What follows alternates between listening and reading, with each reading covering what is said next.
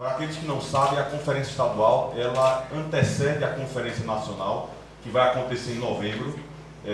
Ela sempre ocorre a cada 3 anos, em cada gestão ela ocorre apenas uma vez, né? Então, a Nacional vai ser em novembro, vai ser no dia 27 de novembro em São Paulo, e aqueles que puderem ir, realmente, registro que é um evento extremamente interessante e muito válido, né? São Paulo vai realizar no Anhembi, né, que é um evento que vai contar com os diversos ramos do direito, né? Então, aqueles que acreditam que realmente é importante a gente se manter se atualizando, é um evento que vai contar com diversos doutrinadores, professores, né, advogados, ministros dos tribunais superiores. É um evento imperdível.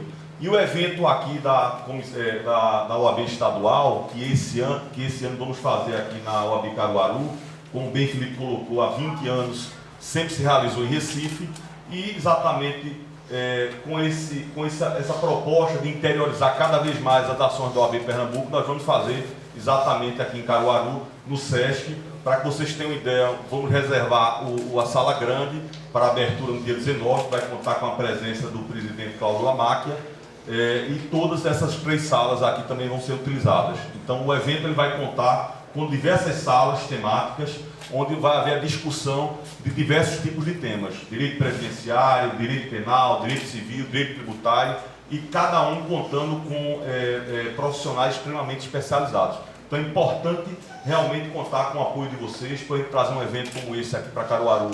É um investimento muito expressivo, né? Esperamos, Felipe, realmente seja um investimento muito importante, não só para o advogado de Caruaru, mas também para o advogado de todo o entorno aqui da região. Meu colega Carlos Neves, que vem realizando um grande trabalho à frente da Escola da Advocacia, a quem cumprimento todos os diretores da escola, tanto de Recife como aqui, representando aqui a cidade de Caruaru. O colega Carlos Neves me pediu para falar um pouco a respeito da importância da advocacia na transformação da sociedade civil. A gente atualmente vem passando por essa situação que vem assolando o Brasil, né? E é um tema que seja o atual presidente, ou seja o próximo, talvez, o presidente ou uma presidente, né? A gente não sabe como é que a coisa vai se desenrolar ainda, mas é uma coisa que vem incomodando muito o país. E a OAB vem realmente à frente dessa questão, tanto que requeriu agora o impeachment do atual presidente, né? A gente sofreu algumas críticas, mas também o apoio foi bem maior. Mas é um tema que pese assolar o país nesse momento. Eu não queria tratar disso, porque também é uma questão que hoje em dia já se encontra feita agora ao Congresso Nacional, né? E vai depender agora do entendimento do presidente da Câmara, se vai receber ou não a questão do pedido de impeachment, né? Mas uma outra questão que vem trazendo também, demonstrando como é que se diz, a disposição da OAB para cada vez mais poder ajudar nessa transformação da sociedade, são 2 temas que exatamente a OAB vem lutando, que é exatamente cada vez mais o advogado, que é um profissional indispensável à administração da justiça, ser valorizado.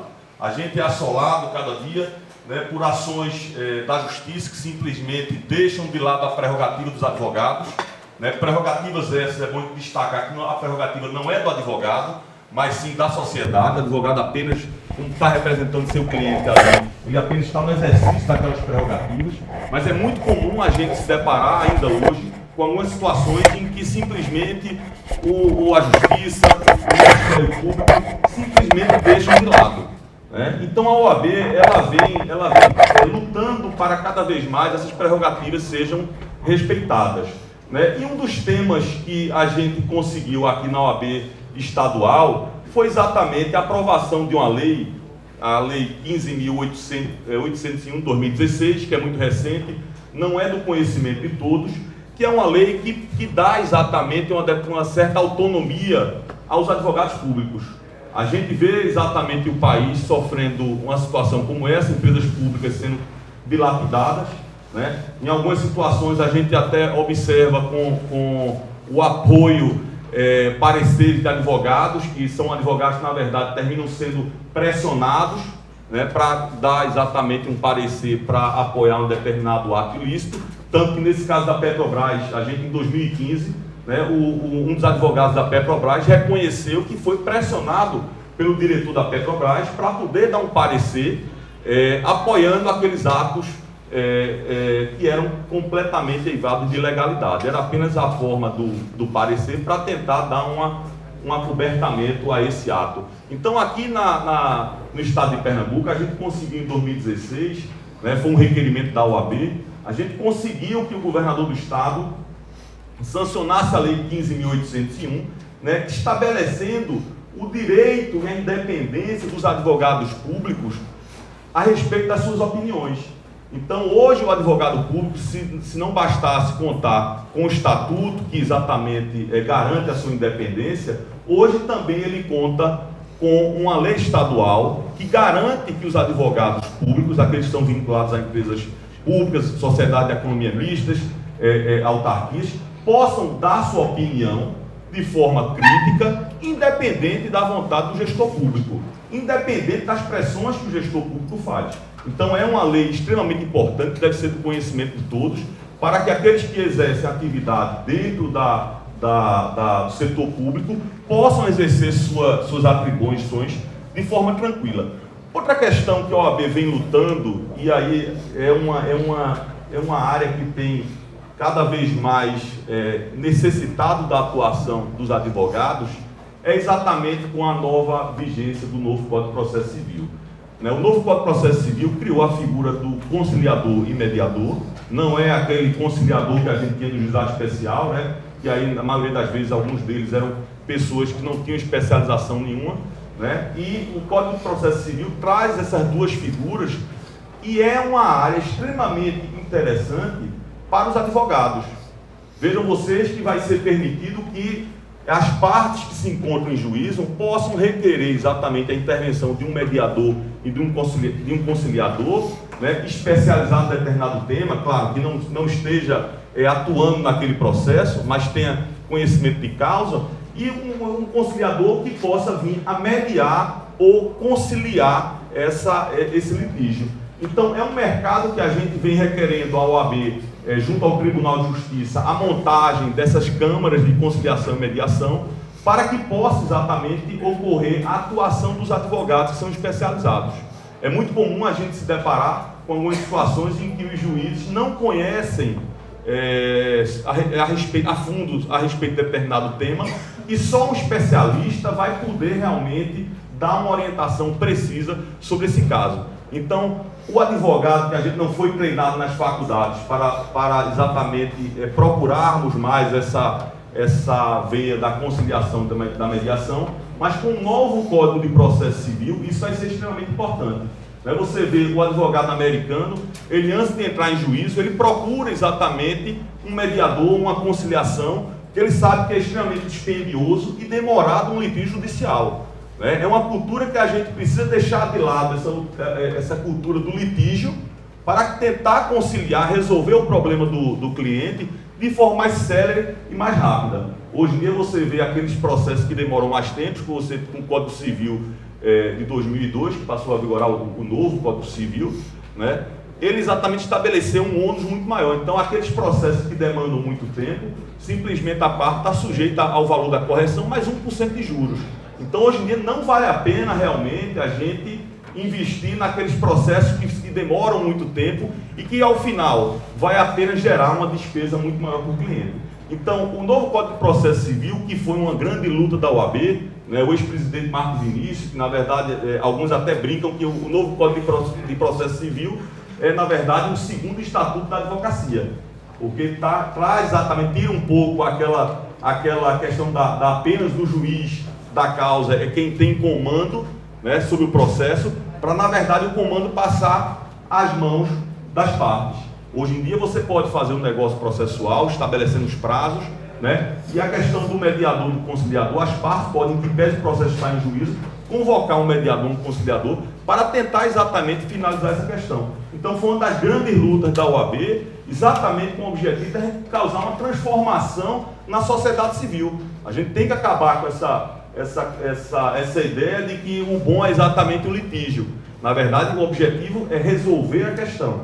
Então a OAB, procurando cada vez mais trazer para a sociedade uma forma mais fácil, mais célere de resolução de suas causas, exatamente procurou, nesse Código de Processo Civil, estabelecer formas que conseguíssemos, de forma mais célere, mais rápida, resolver as demandas. Então, eram essas minhas considerações. Eu gostaria de agradecer mais uma vez o convite, né, e a presença de todos, e registrar que é um evento que é extremamente importante ficarmos acompanhando todos até o final da tarde, não é isso, Carlinhos? Exatamente para podermos, vocês aproveitarmos ao máximo, tá bom? Agradeço a presença de todos. Nosso primeiro painel tem o tema Feminicídio e Crimes de Gênero. Convidamos para presidir esse painel o doutor Adriano Moura, secretário adjunto da OAB Caruaru.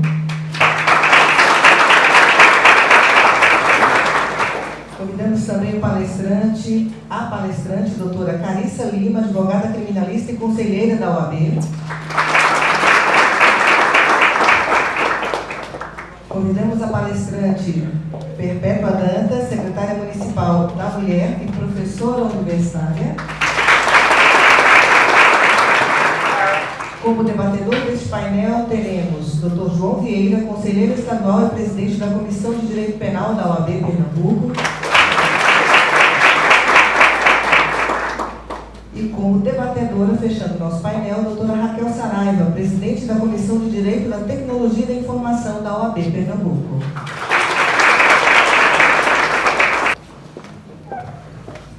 Podem se acomodar, passando a palavra, nesse momento, ao presidente do painel, doutor Adriano Moura. Bom dia a todos e a todas. É grande satisfação que a OAB Caruaru traz aqui algumas palestras para a cidade.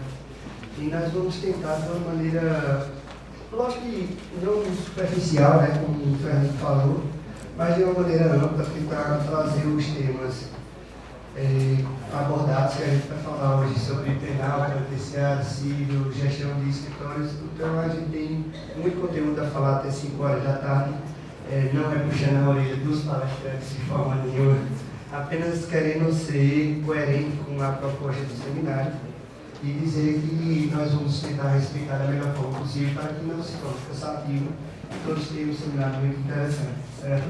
Bom dia a todos e a todas. Eu agradeço primeiramente o convite que foi feito, parabenizo desde já pelo evento, pela participação de todos aqui na Mancha Rosa. Depois da chuva dessa semana, ficamos até um pouco preocupados até se esse evento iria ter essa adesão tão grande e ficamos felizes por essa participação. O tema que me foi proposto é bastante importante e extremamente delicado na situação que vivemos, que trata de feminicídios e crimes de gênero. Falar sobre isso é primeiro refletir sobre a dignidade da pessoa humana, tratar sobre direitos fundamentais, tratar de regulação e efetivação de direitos civis e principalmente aquilo que muitas vezes incomoda a sociedade, trazer à tona certas mudanças de paradigmas, de cultura, de conceitos, não só na população masculina, mas até principalmente das próprias mulheres. Então, tratar sobre isso é tratar um tema extremamente de cabeça aberta e um coração realmente fértil. Eu particularmente, quando comecei essa pesquisa para poder fazer alguns argumentos para debater essa manhã, eu fiquei perplexa com alguns números. Eu particularmente não tinha muita noção realmente da gravidade e da realidade, que ocorre em relação aos crimes contra a mulher, pela condição de ser mulher, e daí essa expressão feminicídio. Não é uma rotulação apenas para um movimento feminista, mas é de fato para pensar e trazer à tona uma realidade que é a morte das mulheres por essa condição, somente de ser mulher. Assim como os crimes de gênero, que aqui a gente vai incluir as lésbicas, os gays, os bissexuais, travestis, transexuais e transgêneros. Então, é uma situação delicada porque decorre da própria condição humana, do direito de se autodeterminar quanto à orientação sexual. Apesar de que essa luta não é recente, remonta à década de 30, de 60, nós temos visto com mais velocidade, por força até das mídias sociais, pela capacidade de arregimentação das pessoas em torno dos movimentos coletivos. Então, para a gente, fatos, vivências, experiências e, sobretudo, tragédias, vem uma velocidade muito grande através das mídias sociais. E isso não poderia ficar imune do poder público nem da própria sociedade civil, principalmente na formulação de leis protetivas. E de trazer à tona realmente na sociedade o que é que pudesse ser feito, né, para que a gente pudesse mudar esse cenário. Então, tratar no aspecto jurídico-criminal do feminicídio, é necessário primeiro passar de que origem realmente essa prática desses assassinatos surgiram. E aí, mais uma vez, nas minhas pesquisas, eu fiquei bastante impressionada que na nossa legislação de 1916, no Código Civil, ela foi moldada de acordo com uma teoria de dominação realmente masculina sobre a mulher, no contexto social. Aliás, desde a nossa colônia, a mulher já não tinha vez nem voz, era tratada como propriedade do pai, depois a propriedade do seu esposo. E mesmo na república que se seguiu, logo depois, esses direitos também não foram, vamos dizer assim, não teve uma evolução significativa. Né? As mulheres eram tratadas como incapazes relativamente pelos atos da vida civil, ela era equiparada aos silvícolas, aos analfabetos, não tinham poder de voto, só seguiu depois de 1932, a Constituição de 1934. Então, nós vemos que a sociedade, o nosso consciente coletivo, vem moldado, né, por essa questão da dominação.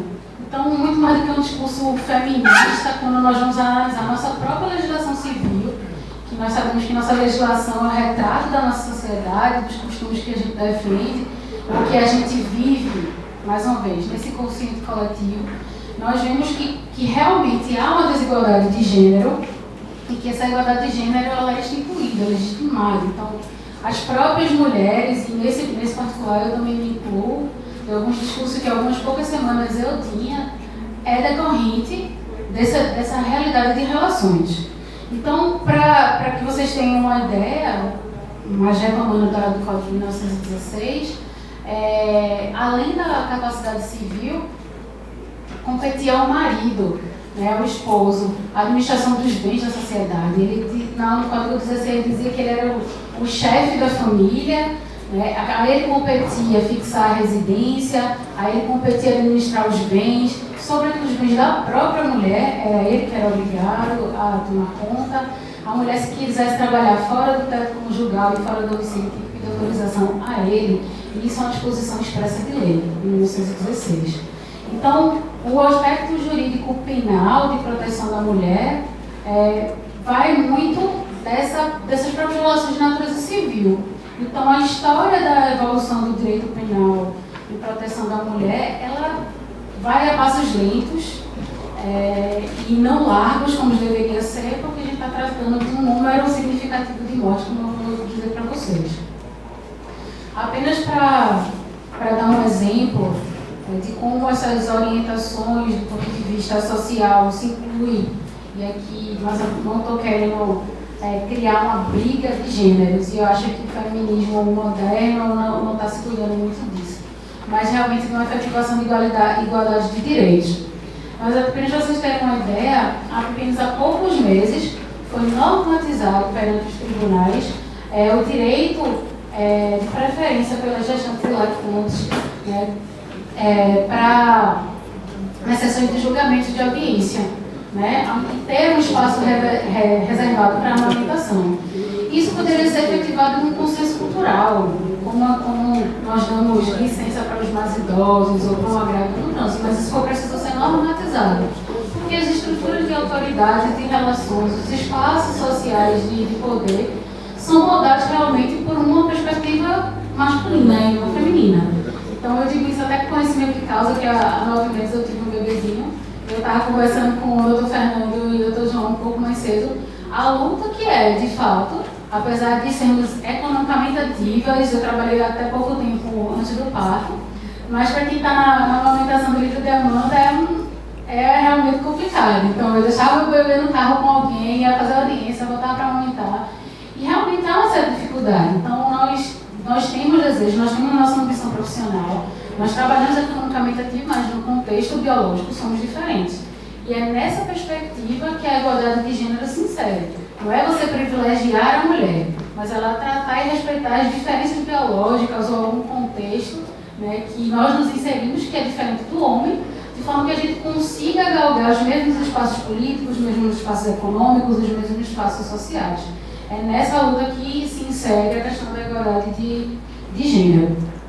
Então, para tratar de feminicídio, é preciso tocar nesses detalhes, porque o feminicídio, enquanto crime pela condição, né, de ser mulher, assim como o crime de gênero do LGBT, pela condição específica da orientação sexual, ela vai ser combatida não só com uma normatização, né, como a criação de um tipo penal, como aconteceu aqui em 2015, que realmente foi necessário para tirar da invisibilidade esse crime que o feminicídio, na verdade, é um homicídio, estaria lá no artigo 121.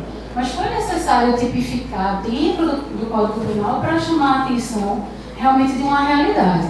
Né? O Brasil é o quinto lugar, está no quinto lugar no ranking mundial de crimes contra as mulheres. Né? Por dia, mais de 13 mulheres morrem.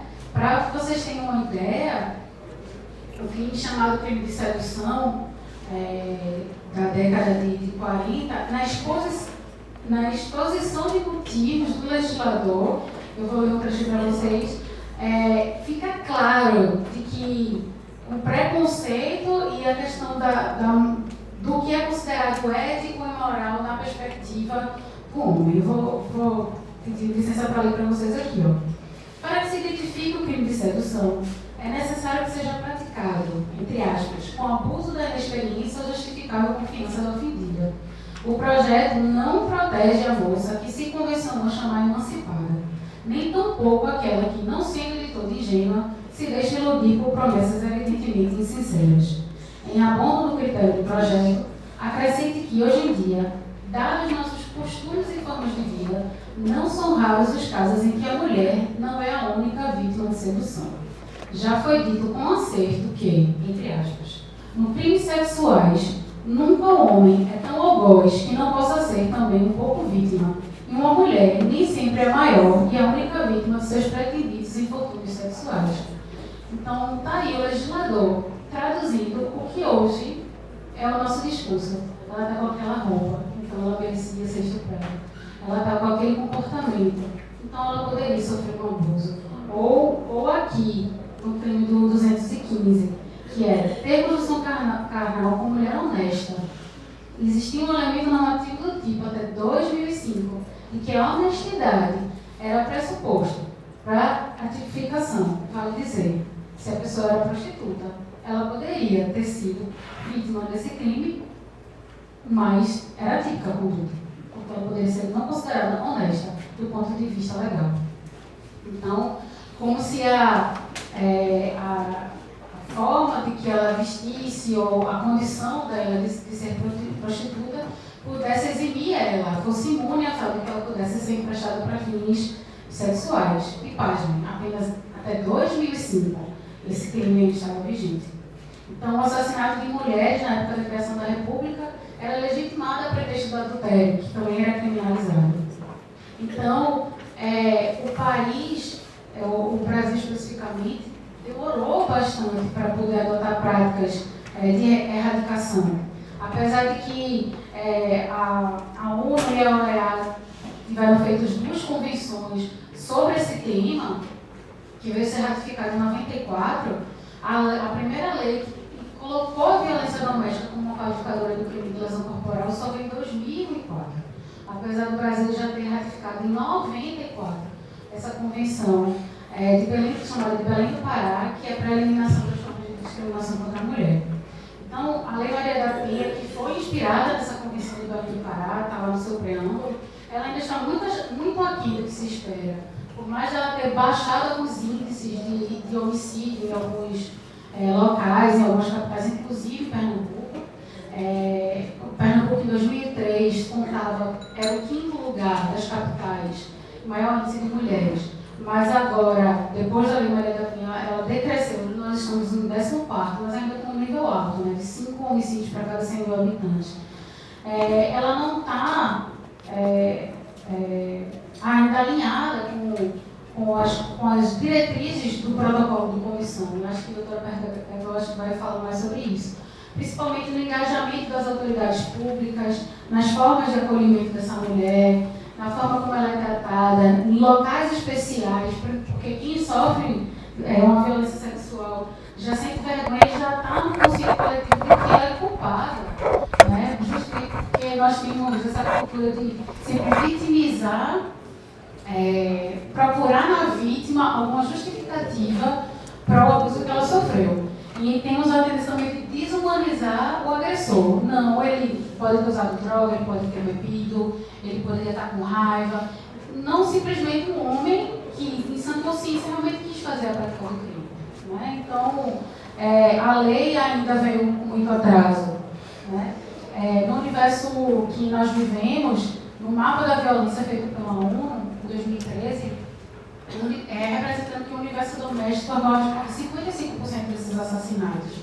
50% são cometidos por familiares e desses 50%, 33% são companheiros, ex-companheiros, namorados. Então, a violência doméstica e familiar, ela é apenas um meio para a prática do feminicídio, mas no Brasil ela é a principal causa, né, o que atinge os maiores limites. E é por isso que esse aperfeiçoamento dessa Lei Maria da Penha com as políticas públicas é tão importante. Né?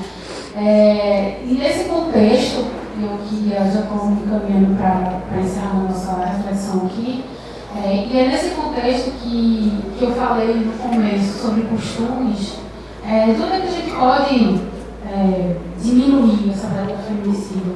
Apesar de que em 2015, por uma exigência até da Comissão Parlamentar Mista de Inquérito que foi realizada aqui no país, e com a análise desses números, foi exigido do legislador que realmente ele pensasse, como eu falei, essa tipificação do infanticídio que aconteceu em 2015. Mas do feminicídio. Mas essa tipificação por si só ela não vai prevenir, né? Ela não vai estancar, porque a gente precisa mudar naturalmente. A gente precisa pensar de que forma existe essa tolerância, uma certa permissividade social para que esses crimes aconteçam e as pessoas não se choquem, não acham banal. Como eu disse, eu, como mulher atuante na área criminal há mais de 10 anos, eu fiquei extremamente chocada com os números que eu vi. E são números de fácil acesso. Se você colocar no Google e você vai ter expedientes anuários da ONU e de vários observatórios, dando esses dados cara a cara, das formas como acontecem e que comportamento sugeriria. E de verdade, no nosso dia a dia, a gente tem como perceber, né, certas condutas desse, entre aspas, machismo, e mais uma vez eu estou falando aqui de uma forma pejorativa, né, mas da permissividade das cantadas na rua, dos assopios, de achar que passar a mão numa pessoa é correto, como se as mulheres fizessem isso gratuitamente com os homens. Então, existem pequenos atos na nossa vida que a gente acha até que é absurdo, mas se você parar para pensar, E você vai passando isso, ensinando ao seu filho mais novo de que os espaços dentro da casa são responsabilidade exclusivamente da mãe, e que o pai é o provedor, aquele provedor de 1916, de que o pai, por exemplo, não pode tomar conta do filho ou estar em casa, ou de que essa inversão ocorra, de que a mãe sai para trabalhar e o pai fica com os filhos, como se fosse uma atividade de menor importância. Então, são esse tipo de valores que nós precisamos realmente mudar e trazer para o debate e esclarecer.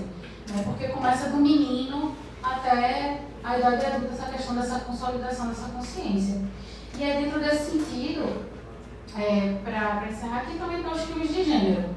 Infelizmente, do ponto de vista jurídico-penal, não há uma tipificação específica, o que acaba impedindo o mapeamento das autoridades públicas de que esse crime acontece por força do gênero, Porque, por exemplo, o boletim de ocorrência não vem dizendo que para você indicar a sua opção sexual.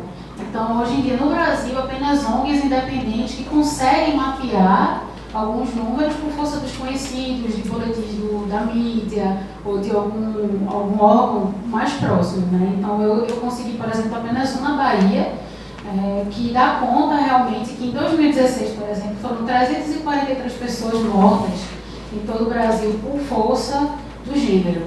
Né? Em 2017, até 22 de janeiro, já tinha sido documentado na Bahia 23 assassinatos.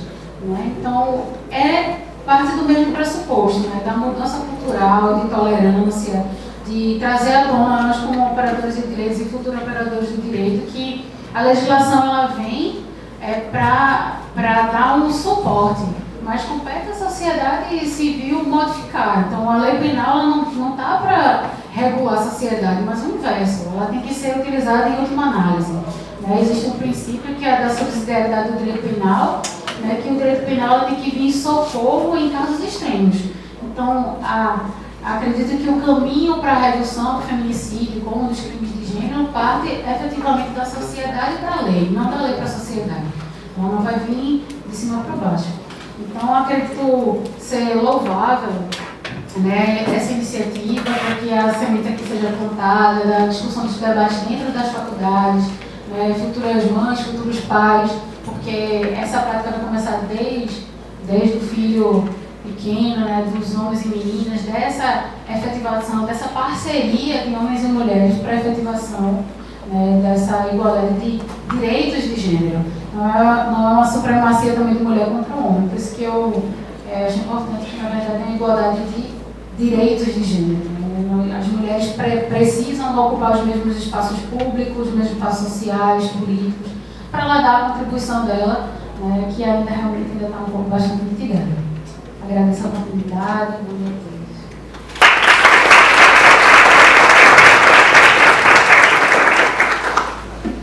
Agradeço a fala da professora, da advogada Clarice, a professora Pérez. Eu vou pedir licença mesmo, eu vou ficar de pé, porque senão as pessoas vão pensar que é um som ambiente, não vão ver quem está falando, ou que é uma entidade que baixou aqui. Bom dia a todos e a todas. Como professora que sou, vou para frente também, porque eu só sei falar movimentando. Cumprimentar a mesma pessoa, Carissa, de todos os presentes, e do meu querido Adriano, que para quem não sabe também é meu filho, só não fez nascer, né? Mas bom. Deixa pra lá, faz muitos anos, né?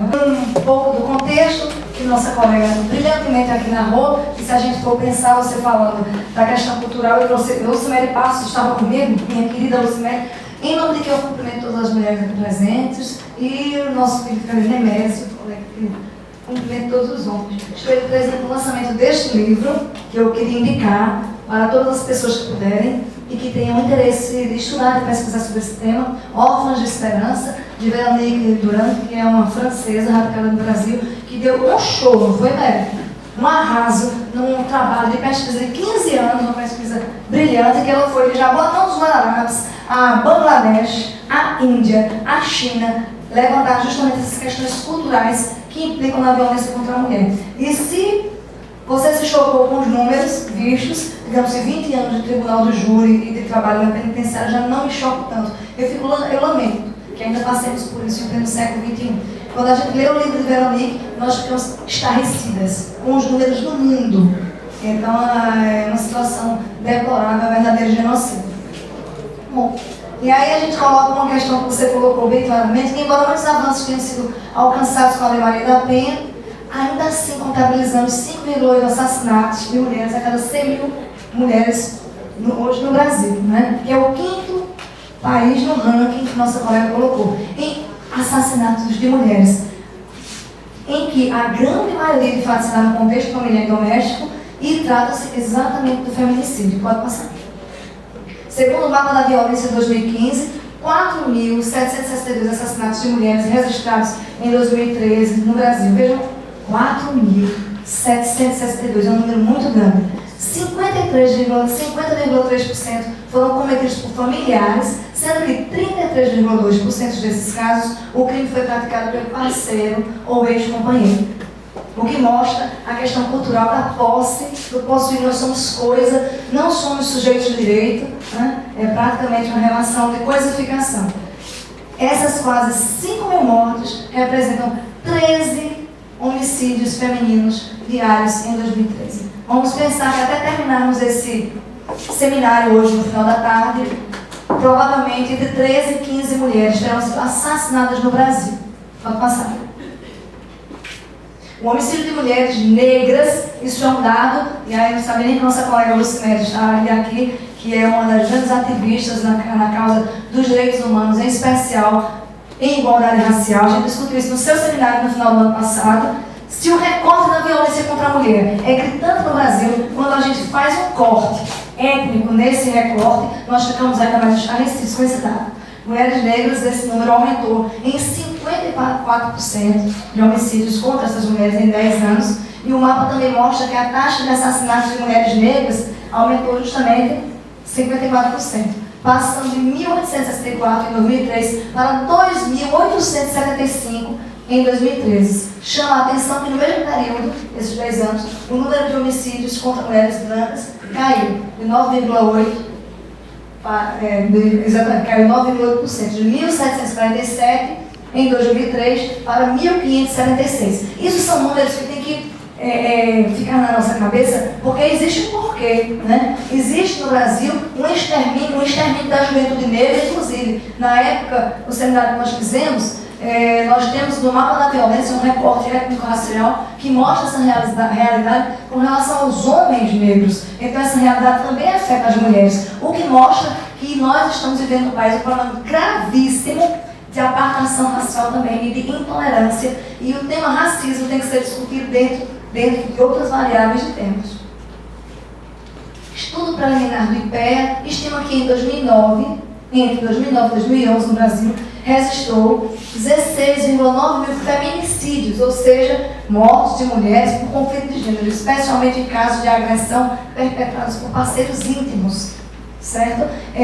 Tudo isso que a gente está falando foi o bojo, foi a atmosfera política que se dava, principalmente incorporada pelos movimentos feministas a partir justamente da CPMI. Então teve que ter todo o contexto, porque claro nós já tínhamos um fato social, nós não tínhamos uma norma ainda que tipificasse esse tipo de crime como um crime hediondo, mas um crime de homicídio, tem as qualificadoras do parágrafo 2º, e muitas vezes os homens já eram condenados no tribunal do júri por crime hediondo, fosse motivo torpe, fosse motivo fútil. Está tudo no tribunal do júri. E quantas vezes o homicídio privilegiado, o Adriel participou comigo da pesquisa diagnóstica dos homicídios de 2012-2013 da Senasp, pelo Ministério da Justiça, em que a SES Unida foi a única instituição de ensino privado a conseguir vaga no edital, e nós pesquisamos uma pesquisa comparada, Recife, Jaguarão dos Guararapes, Fortaleza e Calcaia, e quando eram mulheres que assassinavam seus homens, elas eram condenadas por homicídio qualificado. E na nossa pesquisa, a grande maioria dos homens que assassinaram suas mulheres foram beneficiados pelo homicídio privilegiado, que não é crime hediondo, pelo contrário, é beneficiado por um ignorante do parágrafo inteiro. Então nós precisávamos sim dessa mudança afirmativa, dessa política afirmativa, porque isso é um discurso machista, de que nós já éramos contemplados, inclusive pelo motivo torpe que já abarcava a motivação de gênero. Isso é um discurso que eu realmente rechaço e afasto, porque claro que há homens que são condenados por homicídio qualificado, e aí claro, a partir de 1994, a lei de crimes hediondos acolheu no seu rol o homicídio qualificado, que tinha ficado de fora em 1990, na época da edição da lei. A cada ano são 472 por mês, certo? É muito. Isso estou falando de mortes, são agressões, não, mortes, são os feminicídios. 15,52 mulheres a cada dia, ou ainda um óbito a cada hora e meia. Ou seja, agora, desde que a gente chegou aqui, até este momento, uma mulher já está assassinada no Brasil. Um óbito a cada 1 hora e meia. Isso é um número alarmante. Pode passar. De acordo com os dados do SIM, O Espírito Santo ainda é o estado brasileiro com maior taxa de feminicídio, 11,24 a cada 100 mil, seguidos pela Bahia, que nossa colega citou, e Alagoas. A região com as piores taxas é o Nordeste ainda, que apresentou 6,9 casos a cada 100 mil mulheres no período analisado. Pode passar. Então, aí o recorte da Lei Maria da Penha, que a gente não vai afastar a importância, claro, só em deixarmos de ver o agressor beneficiado pela Lei 9.099, Adriano. E olha que eu atuo desde muito antes da existência da Lei Maria da Penha, lá no GCRI, quando já era professor da ACES, e cheguei a ver o mulher esmurrada, chegar com o olho roxo na audiência, e o companheiro dizer, eu já trouxe uma cesta básica para entregar ao juiz. Semana que vem já está guardada a outra, que é do outro olho. E veio transação penal, né? E muitas outras penas restritivas de direitos. E veio a transação penal, aí se acaba em 5 minutos e ela é desmoralizada para casa. Então, claro que a questão da prisão em flagrante, a prisão, é um instrumento importantíssimo, foi um instrumento, pena que as políticas públicas de efetivação ainda carecem de uma melhoria nos mecanismos por parte do Estado. Mas, infelizmente, a Lei Maria da Penha não conseguiu reduzir, da forma que se esperava, as taxas de feminicídios. No primeiro ano após sua edição, isso está em qualquer artigo científico que se lê, 2007, que foi o primeiro ano, nós conseguimos ver quantitativamente uma diminuição. Mas a partir de 2008 para frente, essas taxas de feminicídio continuam crescendo. Eu digo isso porque nos júris que nós fazemos no programa Adoção Jurídica de Cidadãos Presos, quantos deles, Adriano, nós temos antes do dia do fatídico homicídio, boletins de ocorrência? Muitos. 3, 4, 5 boletins da mulher indo até a delegacia, dizendo que foi ameaçada, dizendo que foi vítima de agressão. Até o dia que tinha medida protetiva, mas a medida protetiva não protegeu e ela terminou sendo assassinada. Além dos números e taxas de feminicídios do Estado, né, no Estado do Brasil, foi realizada uma avaliação do impacto da Lei Maria da Penha e constatou-se não houve, é isso que eu acabei de falar, a influência capaz de reduzir o número de mortes, pois as taxas permaneceram estáveis antes e depois da vigência da lei. E aí essa pesquisa, volta rapidinho, só pessoal, violência contra a mulher, feminicídios no Brasil. Foi essa pesquisa que foi produzida e foi apresentada na CPMI e que deu bojo, na época, o projeto de lei do Senado. O Instituto indica ainda que metade dos feminicídios foi cometido com o uso de arma de fogo, quer dizer, metade, e 34% de instrumentos perfurantes, cortantes ou contundentes, o que é um número muito alto. Todos caracterizam meio cruel na execução, que qualifica o crime de homicídio também. Os enforcamentos ou sufocações, que também é meio cruel, correspondem a 6% total. Os maus tratos, incluindo agressões por meio de força corporal, força física, violência sexual, negligência, abandono e outras síndromes de maus tratos, como abuso sexual, crueldade mental e tortura, foram registrados em 3% dos óbitos. Ou seja, um meio extremamente cruel. Pode passar.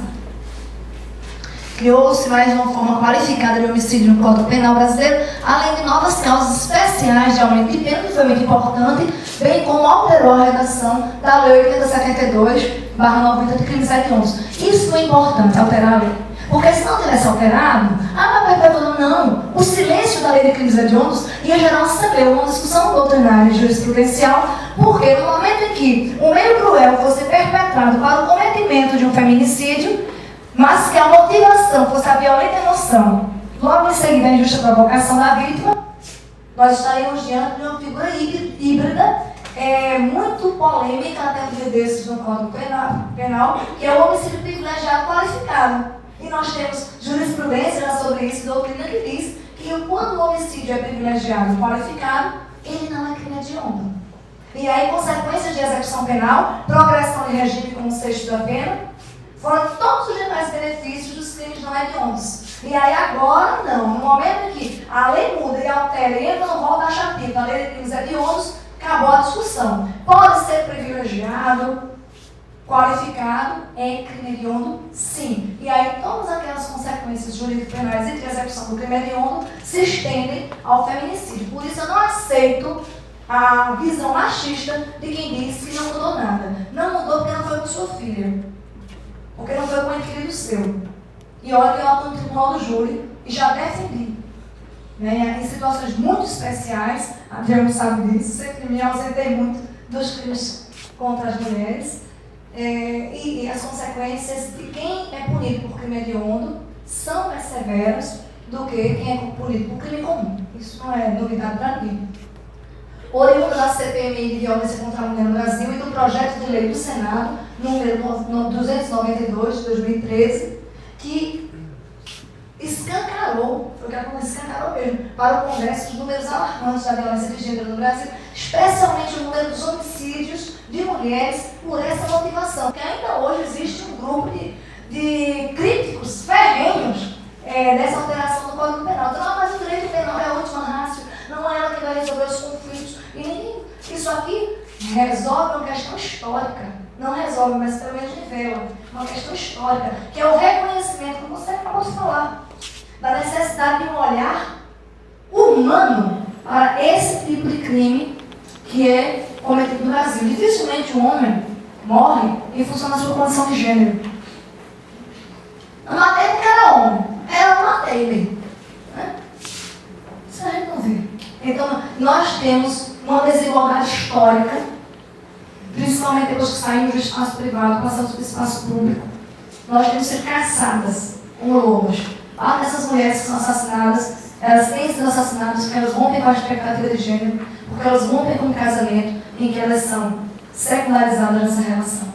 Rompem com o papel secundário que não aceitam uma sociedade machista. E aí, elas são vitimadas. Então, isso é uma dívida histórica que o direito penal tinha para com a mulher em função desse recorte penal do Código de 40 que vem com a herança do civil de 2016, que você acabou de falar na sua fala, da mulher honesta e leal nessa época. Eu sou bem velhinha no direito penal, então eu peguei o Código Penal com essa carga de subjetividade, né? Passado, já está terminando. A alteração criou o inciso 6 do parágrafo 2º do artigo 121 e ainda o parágrafo 2º. Para o fim de regular o feminicídio, e que configura uma nova forma qualificada de homicídio, tendo por vítima a mulher em situação de violência de gênero. Quando violência contra a mulher que vitima a mulher no homicídio é violência de gênero? Claro que não. Mas boa parte dos recortes, inclusive é uma dificuldade por parte da polícia, na registro dos BOs, em reconhecer a questão do gênero na hora do feminicídio. Nós temos 2 casos aqui em Caruaru, que a gente levantou uma discussão, inclusive, de acerto de conta com o tráfico de drogas, que não foram incluídos como feminicídio, mas na narrativa do traficante que foi preso, você caracteriza exatamente o traço e desdém dele com a figura humana da mulher. Então, há uma dificuldade ainda muito grande. A pena combinada não difere das demais, claro, formas de homicídio qualificado, permanecendo os limites da reclusão de 12 a 30. Para que diga, não. Os limites da pena do homicídio qualificado foram mantidos, da qualificadora, pode passar. Foram criadas causas especiais de aumento de pena, no novo parágrafo 7, no inciso 1 a 3. Esses aumentos apresentam a possibilidade de variância entre 1/3 só até a metade, e se refere aos seguintes casos. Aqui são os casos majorantes, e no sistema trifásico de aplicação da pena são levadas em consideração na terceira e última fase, quando o juiz vai aplicar a pena definitiva. Primeiro, vítima gestante ou nos 3 meses posteriores ao parto. Então, na condição clássica de vulnerabilidade. E você falando da dificuldade de aumento, eu tive 3 filhos, sei o que é isso, e fiz júri, como diz o Marco daqui no interior, com custo pela boca. Das 3 vezes, acho que Adriano citou algumas dessas, deveria ter um salão de parto no fórum, porque quem é do tribunal do júri veio de Paris, né, e ter menino lá mesmo. Vítima menor de 14 anos, maior de 60 anos ou com deficiência. E por fim, quando o feminicídio ocorre na presença de descendentes ou ascendentes da vítima, uma corrente machista de um texto científico que eu li que tive vontade de, aí sim, cometer um homicídio contra o autor. Meti o pau nessa questão, olha, mas qual a diferença? Não é matar a mulher na frente dos filhos, você os filhos vê? Não vai causar, é neurose, esse homem é o quê? Qualquer pessoa que entrevista uma criança, que ele com um psicóloga, que conversa com alguém no depoimento acolhedor, estabelecido pelo tribunal, sabe o drama que é uma criança presenciar a morte da sua mãe. A atriz vai ter Proença, que só não presenciou que a mamá puxou, por 5 segundos ela não viu o pai esfaquear a mãe. Uma mulher que tem quase 60 anos, ao ser entrevistada, ela ainda tem palpitação, ela narrando a situação que ela viveu dentro da sua casa, nunca esqueceu o trauma. Como é que se vai dizer que uma pessoa que comete um crime desse na presença dos seus filhos não merece essa causa de aumento de pena após a aplicação? Ela merece sim. Ele tem que ser. Aí onde a gente entra na questão da culpabilidade. A reprovação penal faz com que esse desvalor da ação tenha que ser recompensado pelo Estado. É a ideia de retribuição da pena que tem que estar aqui presente. Pode passar, né? Juro por Deus que eu estou terminando.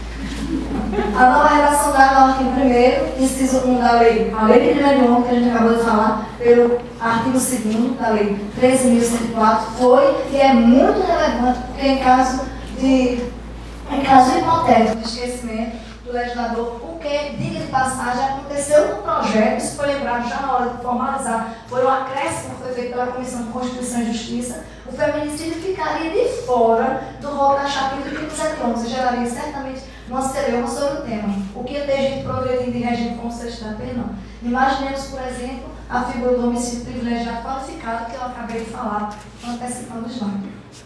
Por fim, é porque a pessoa vai terminar, tá?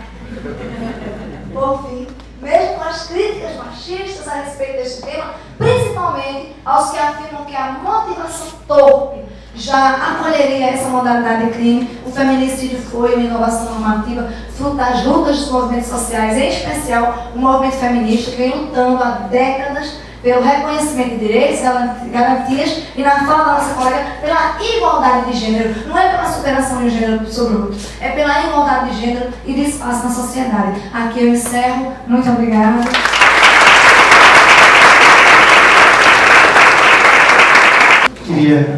Queria passar a palavra agora ao debatedor, né? E para fazer suas considerações agora sobre a fala das nossas colegas. Gosto de desejar um bom dia a todos e a todas. Parabenizar pela OAB Subseccional de Caruaru por estar atualizando o jovem advogado, o advogado e a advogada militante, os estudantes de direito aqui dessa subseccional que tanto é privilegiada por essas palestras que foram dadas hoje. Esse debate desse tema é importantíssimo, atual, né, em razão do gênero e da mulher, em razão do feminicídio. Gostaria também de dar uma sugestão, que os próximos palestrantes e debatedores não sofressem do mesmo mal, que aqui está fazendo um frio. Vocês estão sentindo também? Então seria importante. Estava aqui tremendo. Não só por medo de estar falando na frente de vocês, mas em razão do frio também. Importante reclamar, isso é uma dádiva todo advogado, tem que saber reclamar no momento que ele tem a palavra. Parabenizando mais uma vez as palestras do doutora Perpétua, doutora Clarice, que são pessoas, são advogadas, militantes nessa área, que têm propriedade para falar sobre esse tema. Mas aqui como debatedor e em razão do prazo exíguo que terei, sobretudo pela demora no início das palestras, Carlos Neves disse, olha, em vez de falar 10, fala somente 1. Infelizmente, não vamos também aprofundar sobre o tema que já foi tão profundamente debatido. Mas gostaria de trazer uma reflexão sobre o tema, o gênero e sobre o feminicídio. De primeiro modo, gostaria de falar sobre o tema aumento de pena. Em que momento esse aumento de pena pode trazer uma retribuição à sociedade para trazer uma reflexão? Sobretudo, doutora Perpétua, que a senhora tem bastante experiência no sistema prisional e sabe que aumento de pena ele não educa. Aumento de pena ele não faz com que o criminoso venha não cometer o crime em si.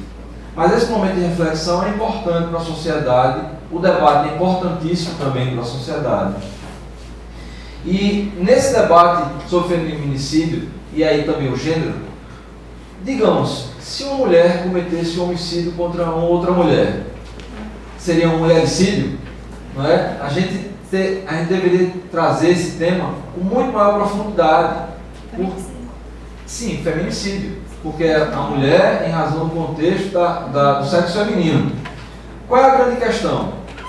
traríamos aqui díspares temas sobre a mesma fragmentariedade do direito, em razão da mesma pessoa, que seria a mulher, que estaria intitulada nesse feminicídio, mas com uma apenação maior.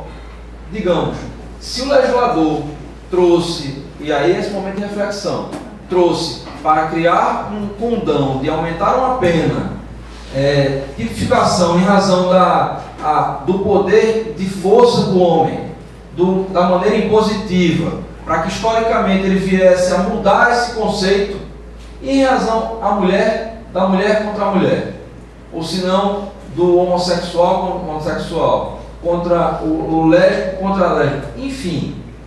Esse tema, ele traz ainda uma reflexão, ele é muito recente. Só que é pela educação que a gente vai transformar a conduta social. Mas quando você coloca 2 anos, se nós pensarmos que 4.600 mulheres são mortas por ano, nós temos em 2 anos mais de 9 mil homicídios. Quer dizer, 9 mil, se você pegar a população de cidades pequenininhas, eu vou pegar uma bem menor, Ibirajuba, aqui perto, Jataúba, é como se fosse um genocídio, uma bomba atômica em Jataúba, em Ibirajuba. Quando a gente pensa quantitativamente, é um número muito grande. Então, eu não vou entrar em outra polêmica, por exemplo, da mesma forma que a política de cotas, que é tão criticada, que é tão vista, né, por alguns segmentos de forma tão equivocada. Eu concordo, eu acho que é uma desigualdade histórica. Eu ficaria muito feliz quando entrar nas séries, saber que temos mais de 50% de negros no Brasil, e eu ver minha sala de aula com 50% de negros, e eu entrar no fórum e me encontrar com mais de 50% de juízes negros e promotores negros, e chegar no Tribunal de Justiça e saber que eu tenho 50% de desembargadores negros, 50% de mulheres. Então, isso é uma luta para tentar equiparar uma sociedade historicamente desigual. Né? Cuja desigualdade vai ser ainda mais afundada pelo sistema e pelo modo de produção capitalista, por uma política liberal. Então, atitudes, por exemplo, como essa, de criar um elemento normativo para punir mais severamente, não acredito que passando mais tempo na cadeia, concordo plenamente, que o homem necessariamente vai ser reformado, até porque o projeto que eu coordeno trata de cidadãos presos. Acho que tem o maior respeito, inclusive, pelos aprisionados que lá estão. Mas da mesma forma que eu concordo que até crimes cometidos sem violência ou grave ameaça, como o crime do colarinho branco, nós estamos aí vendo as penas, mas a cadeia não resolve, mas a cadeia vai ficar mais democrática, né? Pode não resolver, mas a alegria de quem trabalha no sistema há 20 anos com réus pobres é ver um filho da classe média alta entrar na penitenciária. Né? E rico. Se tem uma coisa. Não, claro, mas em 20 anos de tribunal do júri eu vi 2 ricos, é revoltante. Nós temos júri de mais de 600 pessoas, mais de 1.000 réus atendidos, e eu tenho catalogado em pesquisa estatística no nosso programa 2 pessoas da classe média alta julgadas, uma delas absolvida. Então, de femicídio, a gente tem muito. Então, eu falo de Brasil real. Eu não falo do País das Maravilhas, de que a lei, olha, a lei é para todo mundo. Não, a lei ela é seletiva, ela não é difusa e coletiva, não. Se ela fosse para todos, a Constituição, todos têm direito à saúde, de qualidade, todos somos iguais perante a lei. Não somos, e nem temos tratamentos iguais. Então, eu acho que aos desiguais devemos tratar desigualmente também.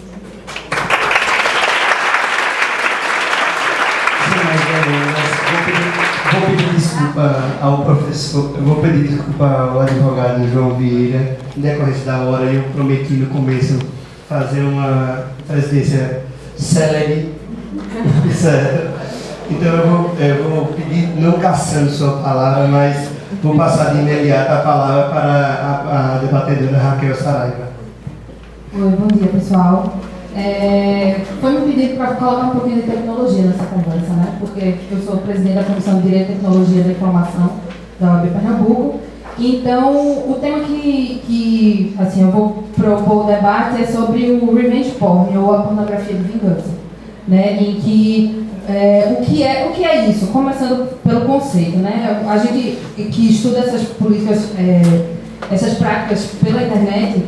Revenge porn é o ato de expor na internet fotos ou vídeos íntimos de antigos parceiros sem o seu consentimento. O parceiro, a vítima, pode ser tanto homem quanto mulher, é óbvio, mas em 80% dos casos a vítima é mulher. O grande problema disso é que quando o ex-parceiro vaza uma foto ou um vídeo íntimo da sua ex-parceira, ele faz isso por meio de chantagem e ameaça. Então a gente já viu que não é um relacionamento muito sadio, que muito provavelmente a mulher encerrou, ou mesmo, a mulher encerrou o relacionamento e o parceiro ameaça ela, dizendo, se você não voltar para mim, se você não retomar o nosso relacionamento, eu vou jogar aquelas suas fotos na internet. E muitas vezes isso acontece, né? Algumas estatísticas sobre isso, 81% dos casos as vítimas são mulheres. Houve um aumento absurdo de casos relatados sobre revenge porn. Em 2012 foram 48 casos relatados, em 2014 foram 224 casos. Mas também ainda há uma dificuldade de se achar casos relativos ao revenge porn, porque muitas mulheres elas não procuram assistência. Elas não procuram fazer denúncia, elas não procuram a delegacia, elas não procuram muitas vezes porque não sabem que podem fazer isso. E muitas vezes porque se sentem com vergonha ou se sentem humilhadas.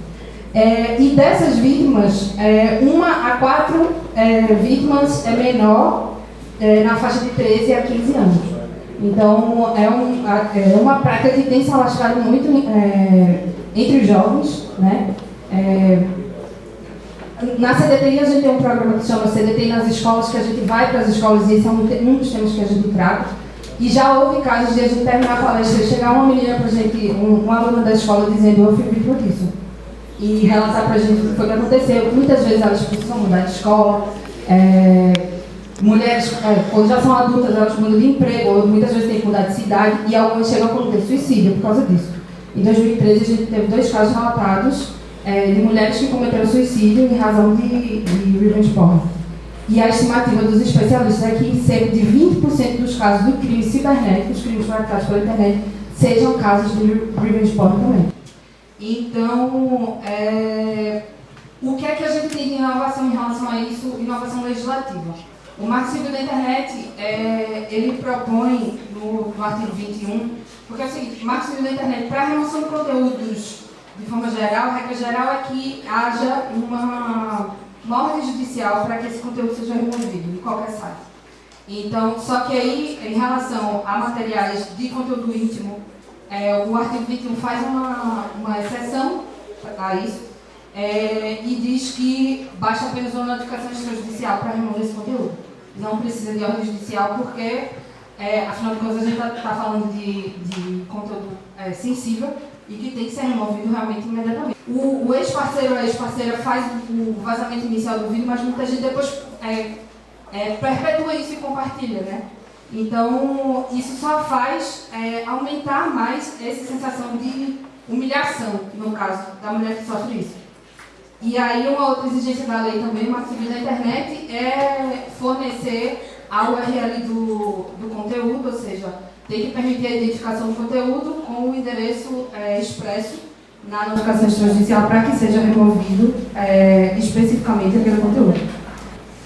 Eu queria só chamar a atenção aqui para uma decisão do TJ Minas Gerais a respeito desse assunto, que aumentou uma indenização concedida a uma mulher que foi vítima de revenge porn de 5 mil para 75 mil reais.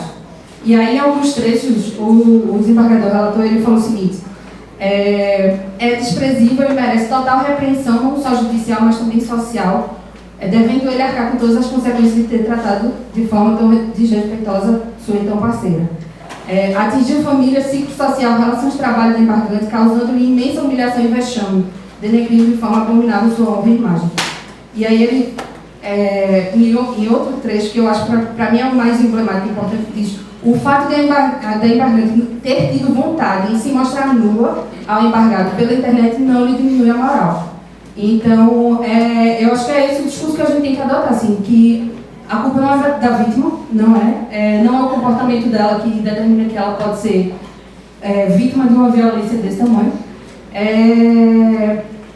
E assim, a mensagem que eu deixo a respeito desse assunto é uma campanha que foi feita pela Prefeitura de Curitiba, que tinha um cartaz assim, bem grande, dizendo: se não é para você, é melhor nem ver. Porque muitas vezes a gente recebe esse conteúdo que vem compartilhado de outras pessoas e já vem se propagando há muito tempo. Você sequer conhece a pessoa que está naquela imagem, naquele vídeo, e ainda assim compartilha, ou mesmo, assim, não precisa enviar para ninguém pela internet, mas o fato de você mostrar para para o colega, para o vizinho, você já está passando isso para frente. Então, se não é para você, é melhor nem ver. Se você não conhece aquela pessoa, ou mesmo se conhece, pare, ofereça ajuda, porque ela realmente vai precisar. E a gente sabe que isso, quando a internet tem um grau de espraiamento muito grande.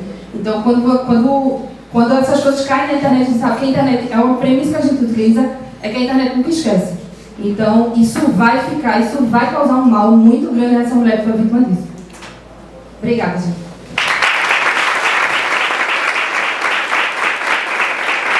Encerrar aqui os trabalhos, parabenizar a doutora Perpétua, a doutora Clarice, a doutora Raquel, por esse abrilhantar de informações e debates sobre esse tema, e desejar a vocês um frutífero dia e fértil dia de conhecimento. Muito obrigado a todos.